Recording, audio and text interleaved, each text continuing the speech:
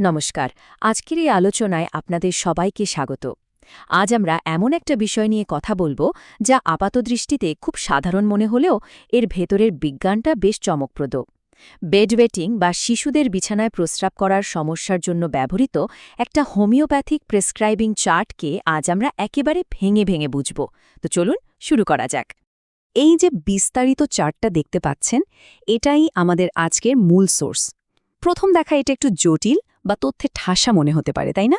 এখানে ৮টা ভিন্ন ভিন্ন ওষুধের একটা গ্রিড আছে, আর তার সাথে আছে উপসর্গ অনুযায়ী বিভিন্ন কলাম। কিন্তু বিশ্বাস করুন, এই আপাত জটিল তথ্যের মাঝেই লুকিয়ে আছে একেবারে নিখুঁত রোগ নির্ণয়ের চাবিকাঠি। পুরো বিষয়টাকে সহজে হজম করার জন্য আমরা এটাকে কয়েকটা লজিক্যাল ধাপে ভাগ করে নিয়েছি। প্রথমে আমরা দেখব প্রাথমিক নির্দেশিকা, এরপর পরিবেশের প্রভাব, তারপর ঘুম ও মানসিক কারণ, শারীরিক উপসর্গ এবং সবশেষে পুরো ছবিটা একসাথে মেলানো। চলুন গভীরে ঢোকা যাক। আচ্ছা, প্রথমেই আসা যাক বেডওয়েটিংয়ের একদম প্রাথমিক কিছু নির্দেশিকায়। নির্দিষ্ট কোনো ওষুধ বা রেমিডিতে যাওয়ার আগে এই বেসিক রুলসগুলো জানাটা কিন্তু অত্যন্ত জরুরি। যেমন ধরুন, সন্ধ্যায় জল বা তরল খাওয়ার পরিমাণ কমিয়ে আনা, এটা তো একদম ইউনিভার্সাল একটা অ্যাডভাইস, তাই না?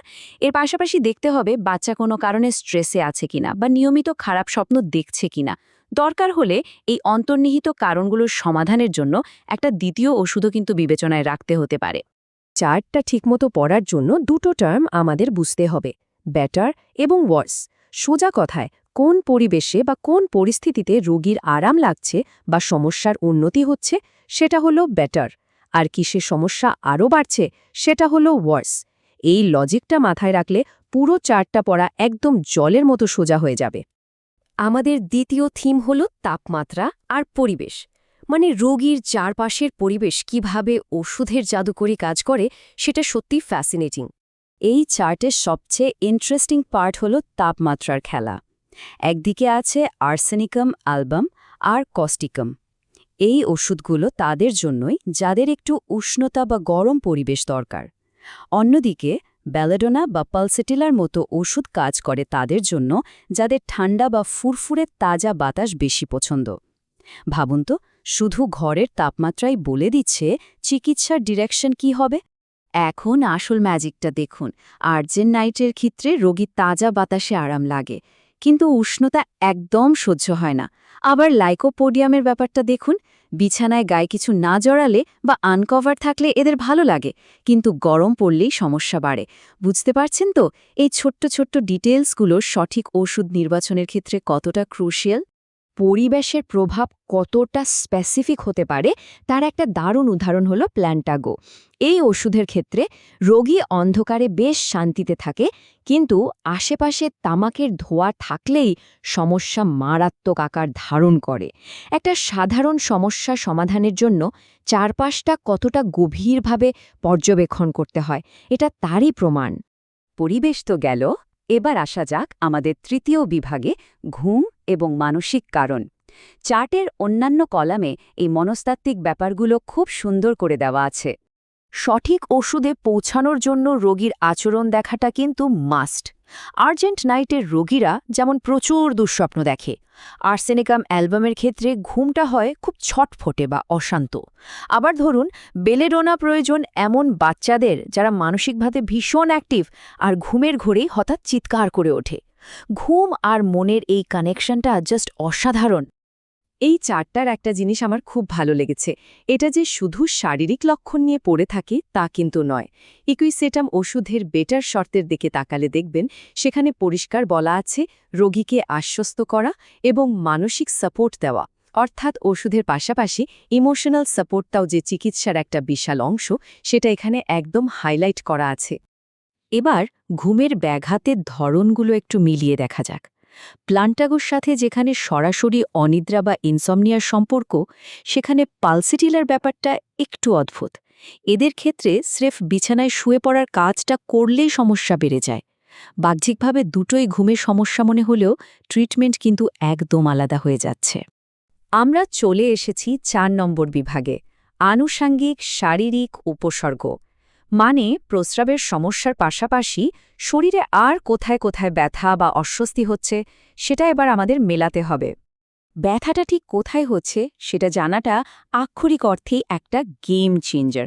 কস্টিকামের ক্ষেত্রে যেমন মূত্রনালীতে জ্বালাপোড়া থাকে, ইকুইসেটামে আবার ব্ল্যাডার বা মূত্রাশয়ের জায়গাটা ব্যথা আর সেন্সিটিভিটি দেখা যায়। আর লাইকোপোডিয়ামের লক্ষণ হল প্রস্রাব করার আগে পিঠে ব্যথা হওয়া।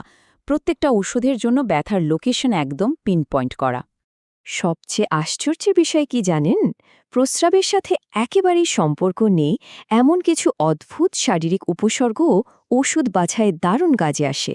পালসেটিলার কথাই ধরুন, এর সাথে থাকতে পারে কাশি আর বায়নের গমন। আর প্লান্টাগোর ক্ষেত্রে তো বেডওয়েটিংয়ের সাথে চোখে তীক্ষ্ণ ব্যথার কথা বলা হয়েছে। পারফেক্ট ম্যাচ খোঁজার জন্য এই আপাতদৃষ্টিতে সম্পর্কহীন সূত্রগুলোই আসলে দারুণ কাজ করে। এবার বেলেডোনা আর প্ল্যান্টাগোর মধ্যে একটা ছোট্ট তুলনা করা যাক। দুটো ওষুধের ক্ষেত্রেই প্রচুর পরিমাণে প্রস্রাব হওয়ার লক্ষণ আছে।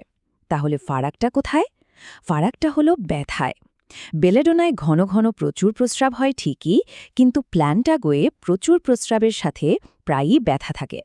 এই ব্যথার উপস্থিতিটাই পরিষ্কার ডিসাইড করে দেয় যে কোন ওষুধটা বেছে নিতে হবে। তো এতক্ষণ যা যা দেখলাম, এবার আমাদের শেষ বিভাগ, পুরো ছবিটা একসাথে ডিকোড করা। আসল চ্যালেঞ্জটা হলো এই সব কটা সূত্রকে একেবারে পারফেক্টলি এক সুতোয় গাঁথা। পুরো প্রসেসটাকে আমরা 3টে সিম্পল স্টেপে ভাগ করতে পারি। প্রথমত, খেয়াল করতে হবে পরিবেশ, কিসে আরাম লাগছে আর কিসে কষ্ট বাড়ছে। দ্বিতীয়ত, রোগীর ঘুম আর মনের অবস্থা নিবিড়ভাবে পর্যবেক্ষণ করা। আর তৃতীয়ত, শরীরে নির্দিষ্ট কোনো ব্যথা আছে কিনা তা চিহ্নিত করা। এই 3টে থিম যখন খাপে খাপে মিলে যাবে, তখনই আসল সমাধানটা পাওয়া যাবে।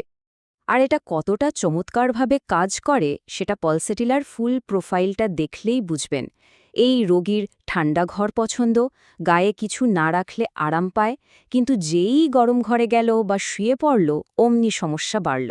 সাথে আনুষঙ্গিক লক্ষণ হিসেবে আছে কাশি আর বায়ু নির্গমন। এই সব কটা অদ্ভুত লক্ষণ যখন একসাথে মিলবে, আপনি নিশ্চিত হতে পারেন যে এটাই পালসেটিলার একেবারে পারফেক্ট পিকচার। পুরো বিষয়টা বিশ্লেষণ করে একটা দারুণ জিনিস ভাবার মতো। যদি একটা চিকিৎসা পদ্ধতি তামাকের ধোঁয়ার অপছন্দ বা অন্ধকারের প্রতি আকর্ষণের মতো এত মাইক্রো লেভেলের ডিটেলসের উপর নির্ভর করে, তাহলে ভেবে দেখুন তো, যিনি রোগীর যত্ন নিচ্ছেন তাকে রাতের বেলায় কতটা তীক্ষ্ণ দৃষ্টিতে অবজার্ভ করতে হবে। এই গভীর পর্যবেক্ষণের চিন্তার সাথেই আমাদের আজকের আলোচনা শেষ করছি। আশা করি এই চারটা এখন আর আপনাদের কাছে ধাঁধা মনে হচ্ছে না। নতুন কোনো ইন্টারেস্টিং টপিক নিয়ে আবারও কথা হবে। ততক্ষণ পর্যন্ত ভালো থাকবেন আর নতুন কিছু শিখতে থাকবেন।